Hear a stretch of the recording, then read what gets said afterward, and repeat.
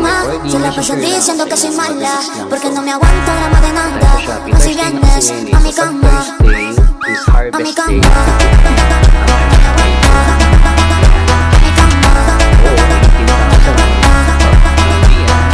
1 year ko lang ipon yan. No me O 1 aguanto. year. 1 year na natin kinita. May 1 year na siguro ako sa Shopee affiliate. Ang liit no, pero para sa akin yung 18,000 na yan. Marami na pong narating yan. Proud ako sa sarili ko sa 18,000 na yan. Sa higit isang taon kasi marami nang nabili yan. Medyas, bag, sapatos, yung Aura Share ko na headset, dalawa. Yung Aura Share ko na electric fan. At kung ano-ano pa. Minsan, mga intro, pag-jollibee, di ba?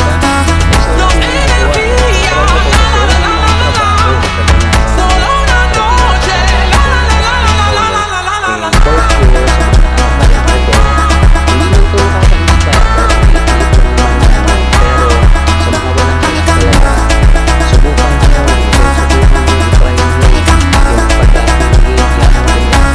bumibili ka ng mga items sa Shopee, sa TikTok, diba? I-ano mo na, i-affiliate mo na, kahit babarya-barya lang, o kagaya ngayon. So, Thursday ngayon, Harvest Day, tignan mo yung itaas, so, may nakalagay, click here, okay? And then doon sa, ito yung ginagalaw ko. Ito, nakikita mo itong ginagalaw ko, yung 1065. Pwede mong i-open dyan. Okay, and then makikita ka acknowledge, diba? Mamaya na natin pindutin. Tignan mo ito yung ginagalaw ko, yung, ayan, diba, ini-scroll ko, yung 18,000, yan na yung total na kinita natin, simula nang mag-umpisa tayo. Sa ibaba niyan, ayan, yung 1065, yan yung i-harvest natin ngayon. Tapos meron pang pending pa na ito. So Sabado natin ito makukuha. Okay. Maliit lang po siya, pero kapag pinagsama-sama, 'di ba? Malaking bagay na rin, malaking tulong na rin sa pamilya kaysa wala kang ginagawa. Okay, so tara harvest na natin.